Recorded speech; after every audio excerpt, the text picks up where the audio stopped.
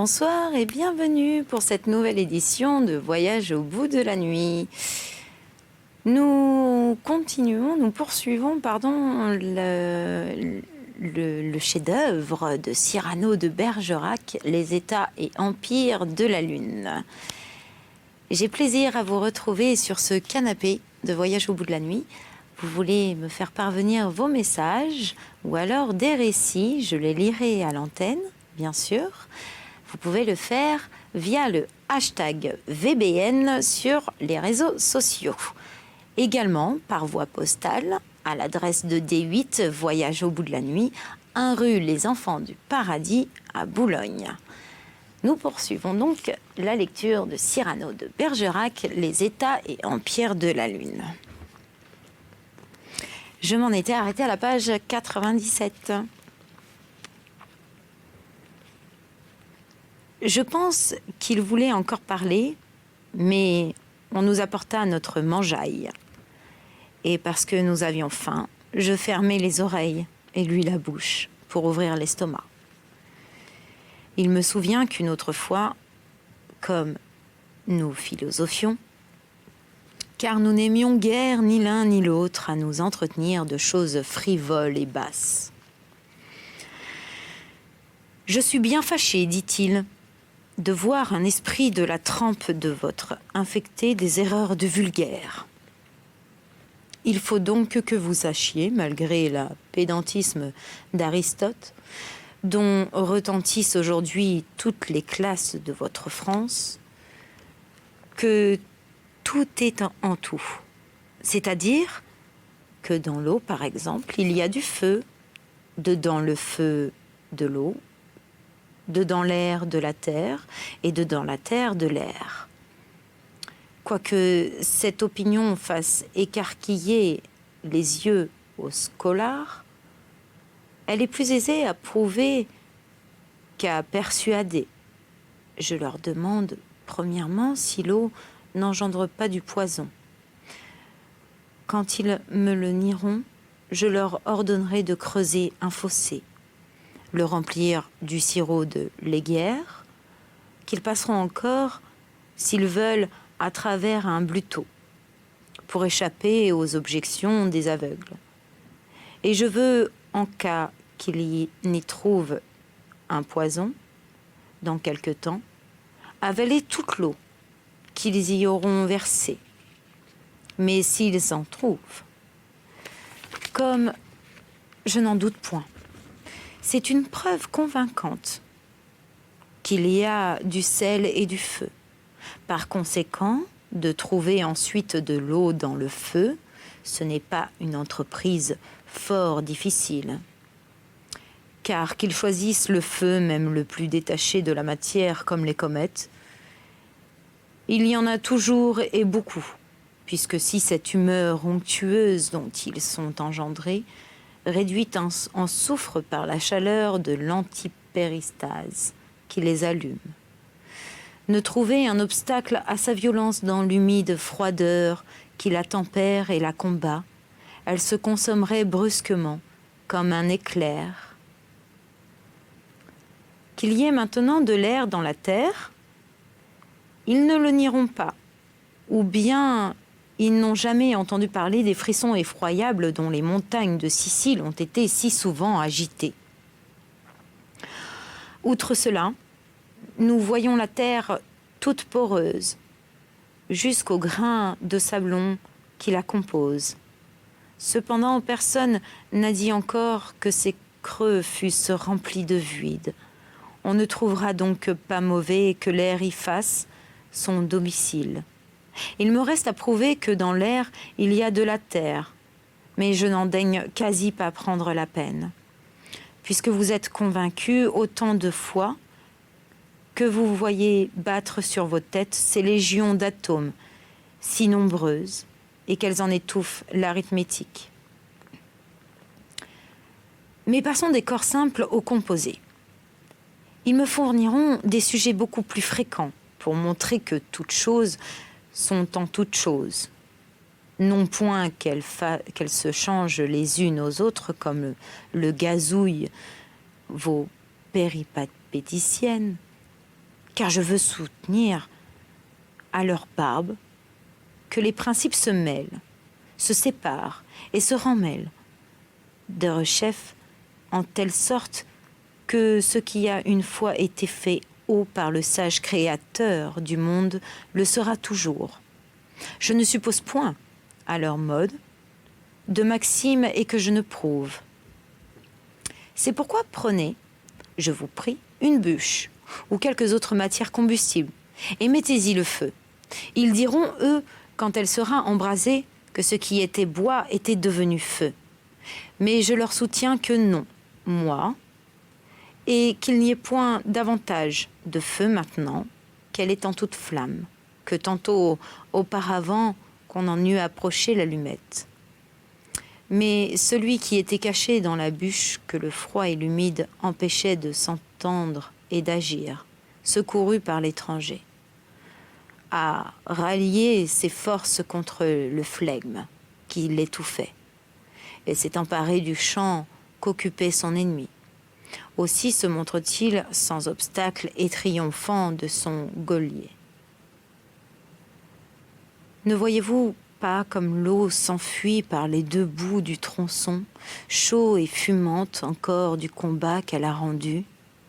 Cette flamme que vous voyez en haut est le feu le plus subtil, le plus dégagé de la matière et le plus tôt prêt par conséquent à retourner chez soi. Il s'unit pourtant en pyramide jusqu'à certaine hauteur pour enfoncer l'épaisse humidité de l'air qui lui résiste.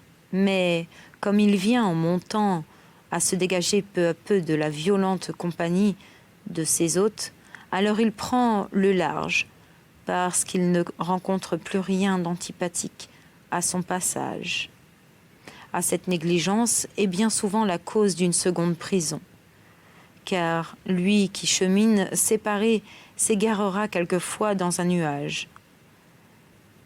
S'il s'y rencontre d'autres feux en assez grand nombre pour faire tête à la vapeur, ils se joignent, ils grondent, ils tonnent, ils foudroient, et la mort des innocents est bien souvent l'effet de la colère animée des choses mortes. Si quand il se trouve embarrassé dans ces crudités importunes de la moyenne région, il n'est pas assez fort pour se défendre. Il s'abandonne à la discrétion de la nuque qui, contrainte par sa pesanteur de retomber en terre, y mène son prisonnier avec elle, et ce malheureux, enfermé dans une goutte d'eau, se rencontrera peut-être au pied d'un chêne, de qui le feu animal invitera ce pauvre égaré de se loger avec lui.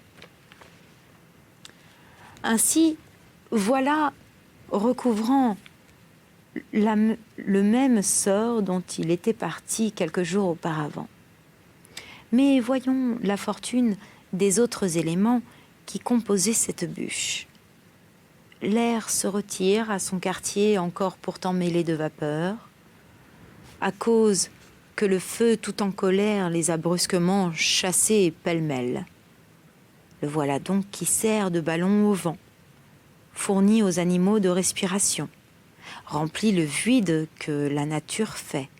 Et possible encore que, s'étant enveloppé dans une goutte de rosée, il sera sucé et digéré par les feuilles altérées de cet arbre, où s'est retiré notre feu.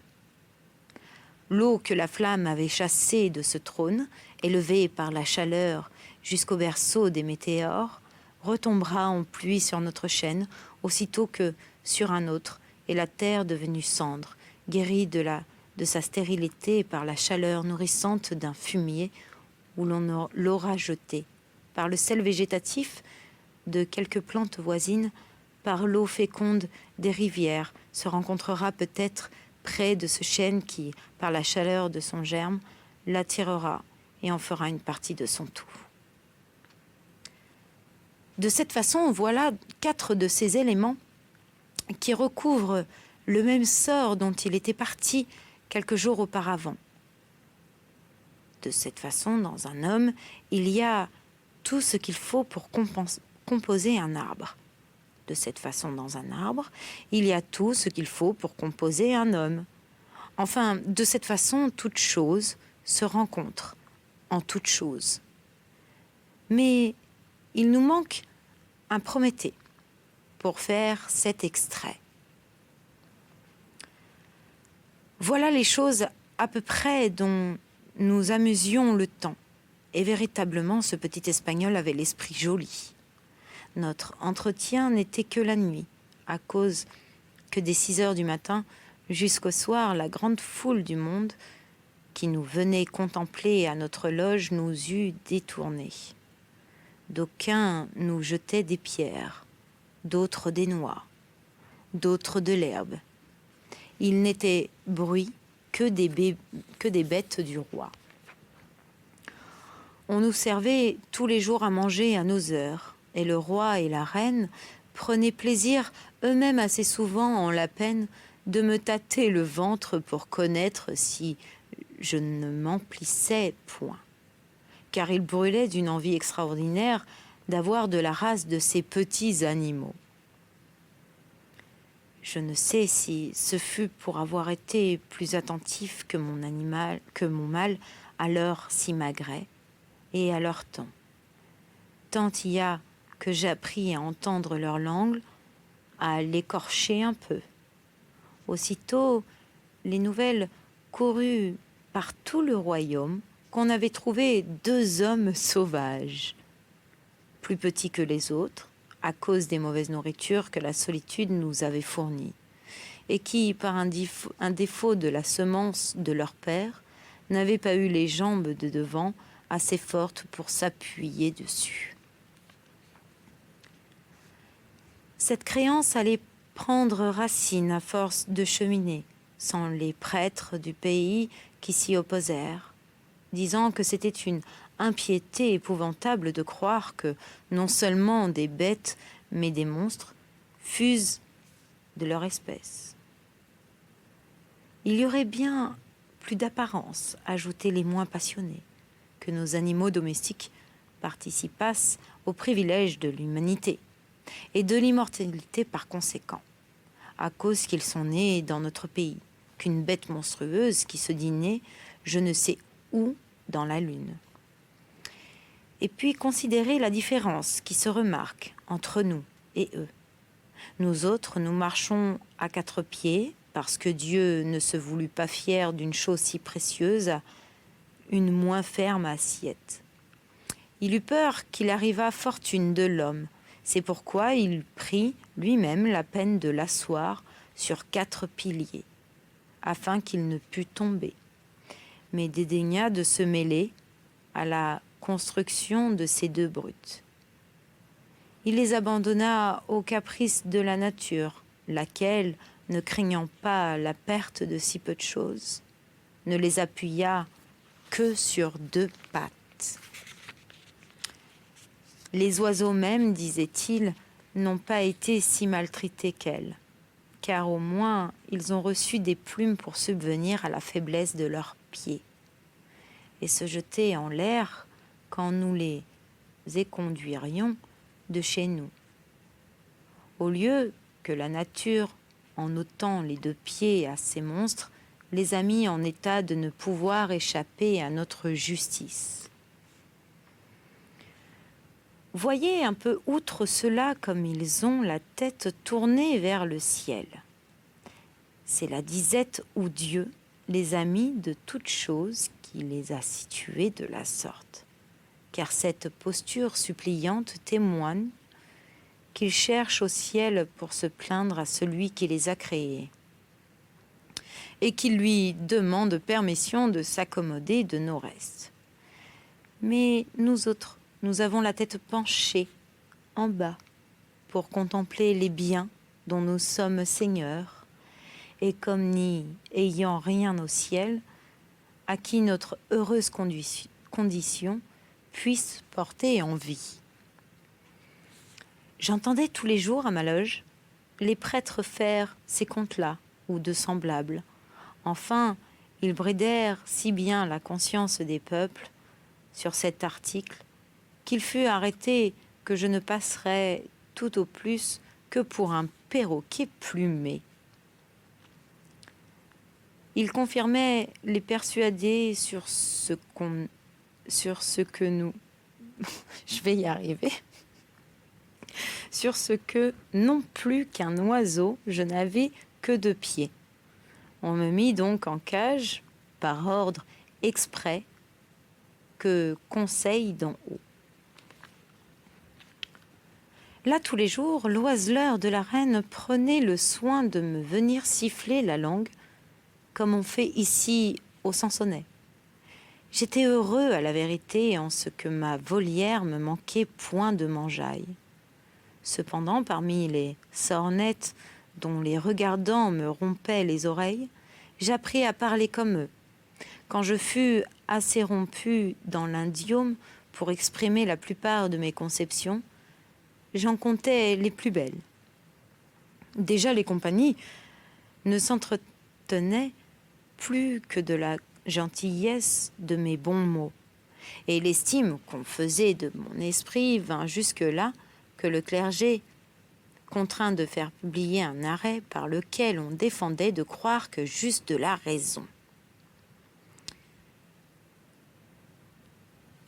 Avec un commandement très exprès à toute personne de quelque qualité et condition qu'elle fusse, de s'imaginer, quoi que je pusse faire de spirituel, que c'était l'instinct qui me le faisait faire.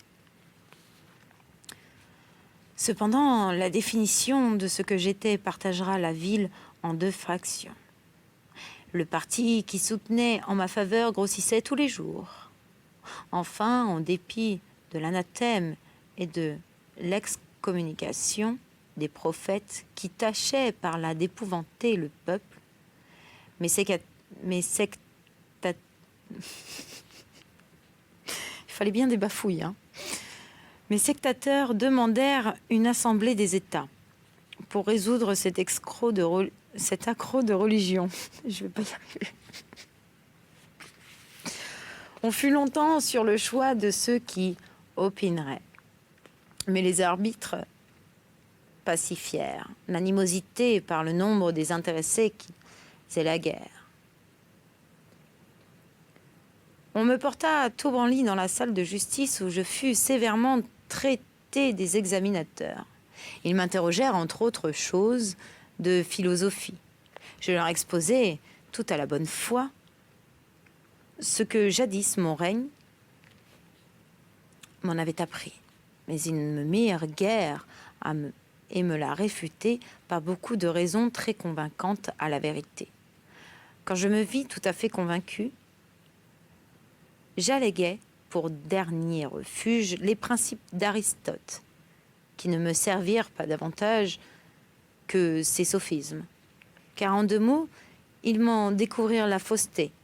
Aristote, me dirent-ils, accommodait des principes à sa philosophie au lieu d'accommoder sa philosophie aux principes.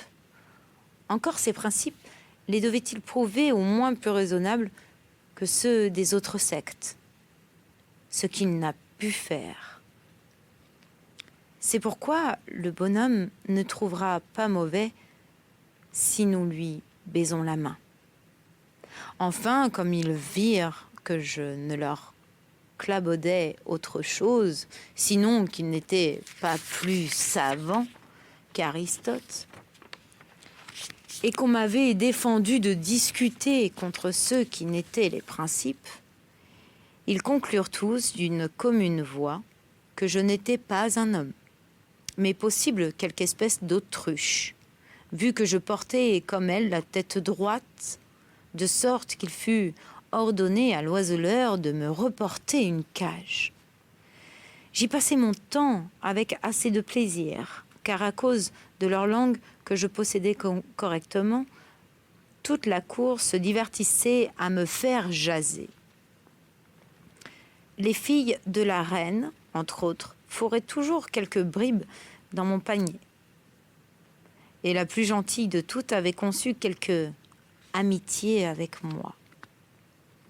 Elle était si transportée de joie lorsque, étant en secret, je lui découvrais les mystères de notre religion, et principalement quand je lui parlais de nos cloches et de nos répliques. Qu'elle me protestait les larmes aux yeux que si jamais je me trouvais en état de revoler à notre monde, elle me suivrait de bon cœur. Un jour de grand matin, je m'éveillai en sursaut. Je la vis qui tambourinait contre les bâtons de ma cage. « Réjouissez-vous, me dit-elle. Hier, dans le conseil, on conclut la guerre contre le grand roi. J'espère parmi l'embarras des préparatifs, cependant que notre monarque et ses sujets seront éloignés, faire naître l'occasion de vous sauver. »« Comment, la guerre ?» l'interrompis-je aussitôt. « Arrive-t-il des querelles entre les princes de ce monde ici, comme entre ceux d'une autre? Et je vous prie, exposez-moi leur façon de combattre. » Quand les arbitres, reprit-elle, élus au gré des deux parties, ont désigné le temps accordé pour l'armement, celui de la marche, le nombre des combattants, le jour et le lieu de la bataille, et tout cela avec tant d'égalité qu'il n'y a pas dans une armée un seul homme plus que dans l'autre.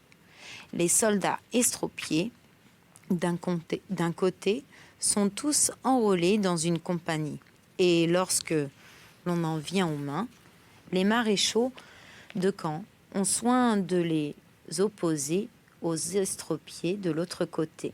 Les géants ont en tête les colosses, les escrimeurs les adroits, les vaillants les courageux, les débiles les faibles, les indisposés les malades, les robustes les forts.